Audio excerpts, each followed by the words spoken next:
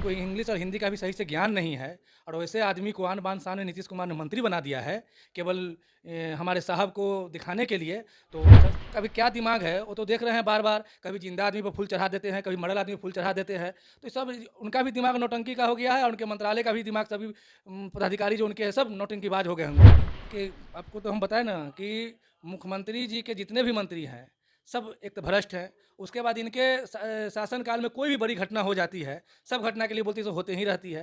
बताइए, ये बहुत ही दुर्भाग्यपूर्ण है कि बालू माफिया के द्वारा एक दरोगा जी को मैंने कुचल दिया गया और अभी तक कोई संज्ञान नहीं हुआ। अब इससे आप अंदाजा लगा सकते हैं कि जंगल राज में कितना ज़्यादा बढ़ावा हो चुका है, चाहे दारू माफिया हो, बालू माफिया हो, सब अब खुलेआम अपना क्या कहिएगा उसको खुले सांड की नमस्कार, मैं तरह। मनीष और आप देख रहे हैं मीडिया दर्शन। हमारे साथ मौजूद हैं हम पार्टी के प्रधान महासचिव अविनाश कुमार जी। अविनाश जी, कल बिहार सरकार के मंत्री रत्नेश सदा के द्वारा एक बयान आया। उन्होंने कहा कि जीतन राम मांझी का दिमाग नहीं है, वो मुसहर जाति के नाम पर कलंक है। क्या कहेंगे, क्या प्रतिक्रिया होगी? देखिए, सबसे पहले तो जहाँ तक दिमाग की बात है, तो रत्नेश सदा जी कोई दिमाग के डॉक्टर तो नहीं है जो इनके दिमाग के बारे में बताएंगे। और उनके पास कितना दिमाग है, जैसे आप लोग के माध्यम से ही कुछ दिन पहले हम लोग चैनल पर देखे थे कि जिनको इंग्लिश और हिंदी का भी सही से ज्ञान नहीं है और वैसे आदमी को आन बान शान में नीतीश कुमार ने मंत्री बना दिया है केवल हमारे साहब को दिखाने के लिए। तो मुसहर समाज कोई बेवकूफ़ नहीं है जो इनके बातों पर ढुल जाएगा। और रत्नेश सदा जी को तो उत्तर बिहार का ठेका मिला हुआ है ना कि सारे मुसहर को एक करना।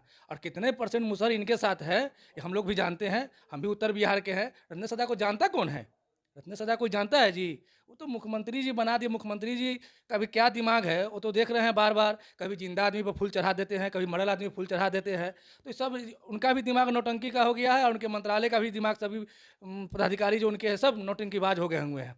तो ये सब अपने हो सकता है ऐसा ऐसा बयान करने से उनका लोकसभा की तैयारी हो, मन में चाह हो कि कहीं हमको ऐसे ऐसे बयानबाजी करेंगे ताकि हमको अभी मंत्री मिला है, कुछ दिन के बाद हमको लोकसभा का टिकट मिल जाए। यही सब चाह के लेकर उटपटांग बात कर रहे हैं मुख्यमंत्री को खुश करने के लिए। अभी अगर बात की जाए तो जमुई में एसआई को अपराधियों ने कुचल दिया। बालू माफिया के द्वारा जो है एसआई को कुचल दिया गया। शिक्षा मंत्री का बयान आया कि इस तरीके का घटनाएं जो है होते रहती हैं। क्या कहेंगे आप? देखिए, आपको तो हम बताएं ना कि मुख्यमंत्री जी के जितने भी मंत्री हैं सब एक तो भ्रष्ट हैं। उसके बाद इनके शासनकाल में कोई भी बड़ी घटना हो जाती है, सब घटना के लिए बोलती तो होते ही रहती है। बताइए, बहुत ही दुर्भाग्यपूर्ण है कि बालू माफिया के द्वारा एक दरोगा जी को मैंने कुचल दिया गया और अभी तक कोई संज्ञान नहीं हुआ। अब इससे आप अंदाज़ा लगा सकते हैं कि जंगल राज में कितना ज़्यादा बढ़ावा हो चुका है, चाहे दारू माफिया हो, बालू माफिया हो, सब अब खुलेआम अपना क्या कहिएगा उसको खुले सांड की तरह अपना साम्राज्य कर रहा है और उस पर सरकार का कोई संज्ञान नहीं। बहुत ही दुर्भाग्यपूर्ण है, इसकी हम निंदा करते हैं। अब अभी बात की जाए तो आप लोग एनडीए के साथ हैं, लेकिन लगातार आरजेडी और जेडीयू के लोग जो हैं ये आरोप लगा रहे हैं कि जीतन राम मांझी को सबसे ज्यादा अगर किसी ने अपमानित किया है तो वो भाजपा के ही लोग। जब मंदिर में जाते थे तो मंदिर को धुलवा दिया जाता था आरएसएस और भाजपा के लोगों के द्वारा। यहां तक कि दलितों के मुंह पे पेशाब तक कर दिया जा रहा है। इसके बावजूद जो है जीतन राम मांझी उनके साथ है, जो कि सबसे ज्यादा अपमानित उन्हीं लोगों ने किया।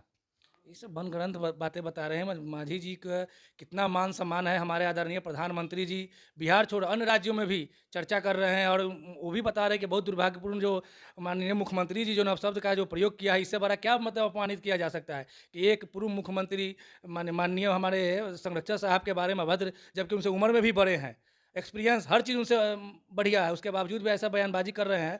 तो बता सकते हैं कि क्या मान सम्मान हमारे साहब को शुरू से मिल रहा है और आज भी मिल रहा है। ये थे हमारे साथ हम पार्टी के प्रधान महासचिव अविनाश कुमार जी, जिन्होंने सीधे तौर पे ये कहा कि जितने भी नीतीश कुमार के मंत्रिमंडल में शामिल मंत्रीगण हैं सभी का दिमाग खराब हो गया है। क्योंकि अगर बात की जाए तो इस तरीके का जो बेतुका बयान दिया जा रहा है ये दुर्भाग्यपूर्ण है। और सबसे बड़ी बात कि जो कह रहे हैं कि कलंक है मुसहर जाति के नाम पे जीतन राम मांझी, उनको खुद दिमाग नहीं है, कितने पढ़े लिखे हैं जबकि खुद उनको बोलने तक नहीं आता है। ऐसे लोग सिर्फ कृपा पे बन गए हैं। और वो भी जब हमारे साहब यानी जीतन राम मांझी के बेटे जो है संतोष कुमार सुमन ने जब पद से इस्तीफा दिया था तो आनंद फानन में रत्नेश सदा को मंत्री बनाया गया था। और आज इस तरीके का बेतुका बयान दे रहे हैं, ये कहीं ना कहीं दुर्भाग्यपूर्ण है। इस तरह के तमाम अपडेट के लिए देखते रहे मीडिया दर्शन। धन्यवाद।